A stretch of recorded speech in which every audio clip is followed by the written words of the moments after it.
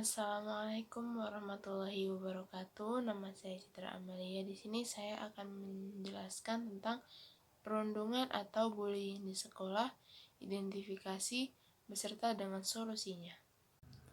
Bullying merupakan suatu tindakan intimidasi yang dapat dilakukan oleh seseorang berulang-ulang kali dengan cara melukai individu lain atau korbannya, baik secara fisik maupun emosional, di mana dalam kasus bullying ini terdapat ketimpangan atau ketidakseimbangan kekuatan, di mana seseorang yang menjadi pelaku bullying pasti memiliki peran yang mendominasi, sedangkan korbannya adalah sebagai pihak yang lemah atau pihak yang tertindas.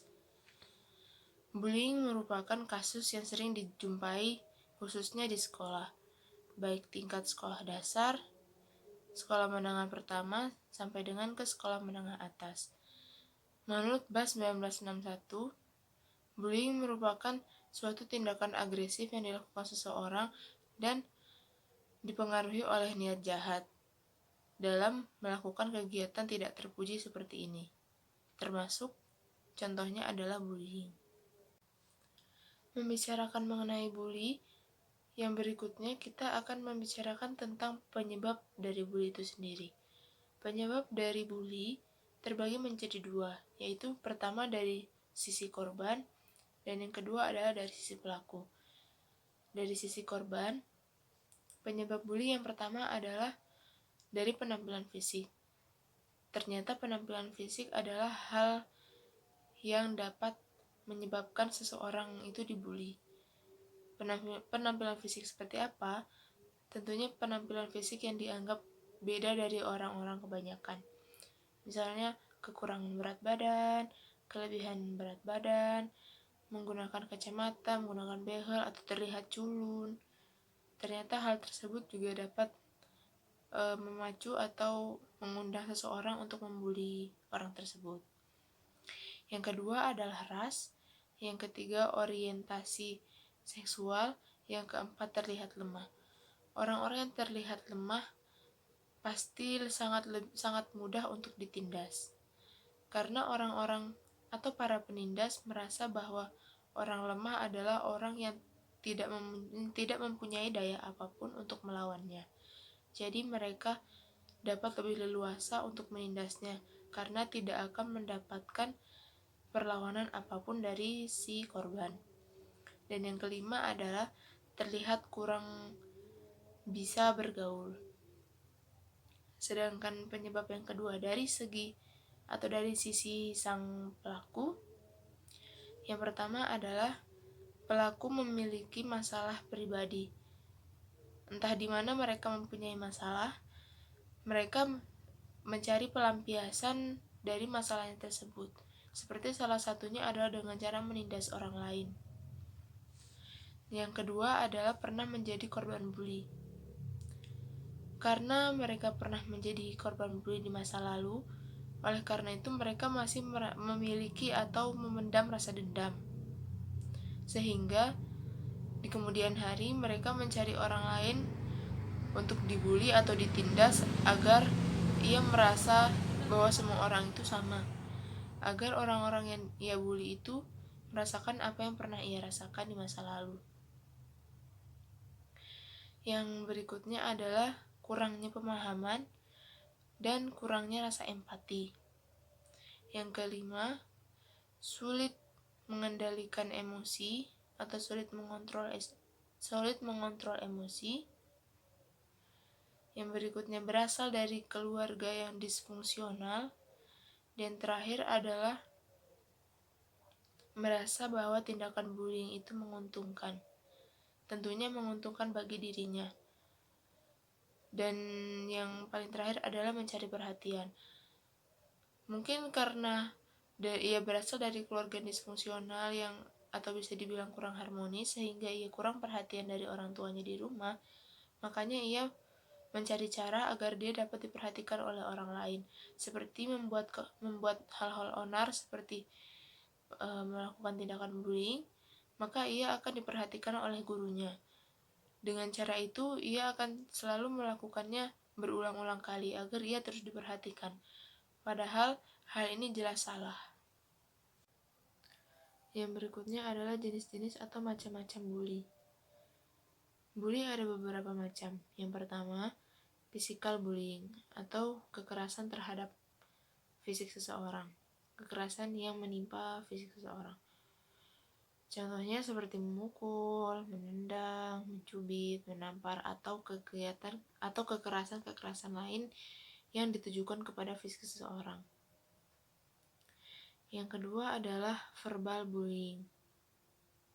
Contohnya adalah dengan memanggil nama dengan cara yang tidak baik, menghina, mengejek, walaupun awal mulanya orang tersebut hanya berniat untuk bercanda saja, namun apabila orang yang terkena bercandaan tersebut merasa sakit hati, maka itu bisa dikategorikan sebagai perlakuan bullying.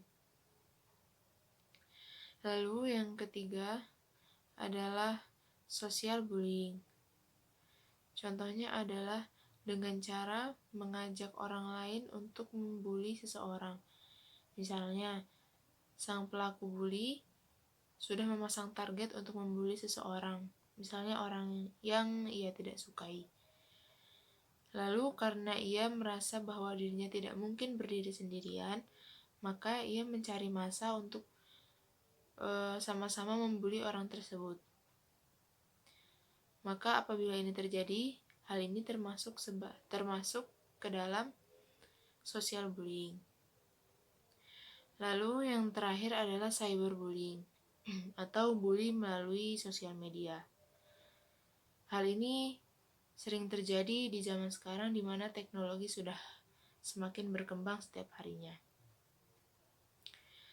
Contoh dari cyberbullying adalah mengirimkan foto, video yang berniat untuk menyakitkan seseorang di media sosial.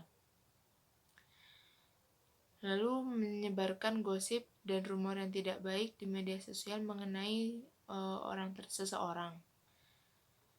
Hal-hal seperti inilah yang termasuk ke dalam cyberbullying atau bully melalui sosial media.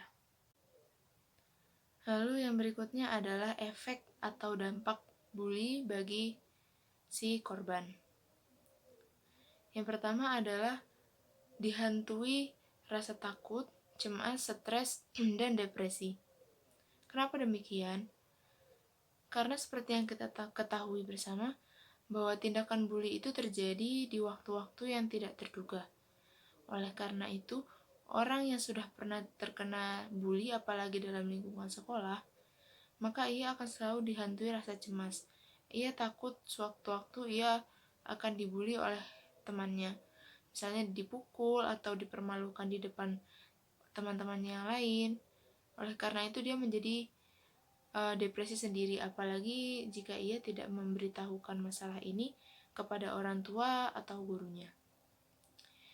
Yang kedua adalah dikhawatirkan bahwa korban dari tindak bully ini sewaktu-waktu berniat untuk melukai atau bahkan bunuh diri, melukai diri sendiri atau bahkan bunuh diri. Mengapa? Karena ia sudah lama memendam depresi sendiri. Ia enggan menceritakan orang lain.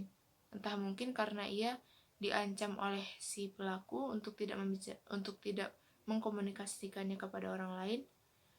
Makanya ia lebih memilih untuk menyimpannya sendiri. Namun pada akhirnya ia tidak tahan juga menahan beban itu sendirian, dan akhirnya ia lebih memilih untuk menyakiti dirinya sendiri atau bahkan membunuh atau mengakhiri hidupnya. Dan yang ketiga adalah memiliki masalah di sekolah, misalnya masalah prestasi. Karena depresi yang ia emban sendiri atau masalah yang ia simpan sendiri ini dapat membuatnya kehilangan fokus dalam mengikuti pembelajaran, akibatnya prestasinya pun ikut menurun. Lalu yang terakhir adalah kehilangan ketenangan diri. masalah suasana hati, jam tidur yang berantakan, dan juga masalah-masalah psikis yang lainnya. Yang terakhir adalah cara mengatasi bullying. Yang pertama dari sisi orang tua. Untuk menghindari anaknya terkena bully, maka orang tua wajib untuk meyakinkan anaknya bahwa orang tua selalu ada untuk anaknya dan anaknya itu memang benar-benar disayangi. Dan meyakinkan bahwa anaknya tersebut memang betul-betul dalam rangkulan orang tuanya. Orang tuanya bersedia dan selalu terbuka apabila terjadi sesuatu terhadap anaknya. Jadi anak-anak merasa aman dan dilindungi. Yang kedua adalah melatih anak untuk mengatakan tidak terhadap sesuatu yang membuatnya tidak nyaman atau yang tidak mereka sukai. Lalu yang ketiga adalah melatih anak untuk berani berbicara kepada orang yang lebih dewasa yang mereka percayai untuk diberitahu tentang hal-hal yang mereka tidak suka atau yang membuat mereka tidak nyaman. Lalu dari sisi sekolah, karena bullying ini tidak jarang ditemukan di sekolah, maka hal-hal yang dapat dilakukan oleh pihak sekolah adalah apabila telah terjadi tindakan bullying dan sudah diketahui pelakunya, maka pihak sekolah harus segera memberikan hukuman yang sesuai dengan tindak pelanggaran yang telah dilakukan. Lalu, mengkomunikasikannya kepada orang tua pelaku. Lalu, dari pihak sekolah juga bisa memberikan pengetahuan atau wawasan yang lebih luas kepada anak-anak tentang bagaimana cara berteman yang baik dan sehat. Lalu menanamkan rasa empati kepada anak-anak, mengajarkan ilmu-ilmu agama yang secara lebih luas, khususnya tentang interaksi sosial. Lalu, apabila terjadi bullying, bisa juga diatasi dengan cara mengkomunikasikannya dengan orang tua pelaku yang bersangkutan, agar orang tua pun mengetahui masalah anaknya dan bisa mengatasi anaknya yang bermasalah tersebut.